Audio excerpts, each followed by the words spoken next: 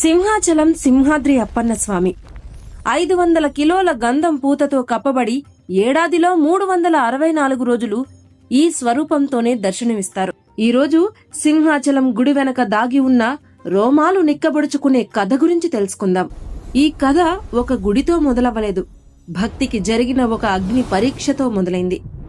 గొప్ప భక్తుడైన ప్రహ్లాదుడిని సముద్రంలో పడేసినప్పుడు స్వామివారు వేగంగా వచ్చి అతన్ని రక్షించారు.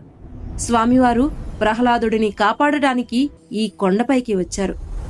తనను కాపాడిన తరువాత ప్రహ్లాదుడు తండ్రి మరణం తర్వాత కొంతకాలానికి స్వామివారిని ఈ కొండపై తన తండ్రిని సంహరించిన అవతారం, తన చిన్నాన్నను వధించిన అవతారం, ఈ రెండూ కలిసిన రూపంలో దర్శనమివ్వాలని ప్రహ్లాదుడు స్వామివారిని కోరుకున్నాడు.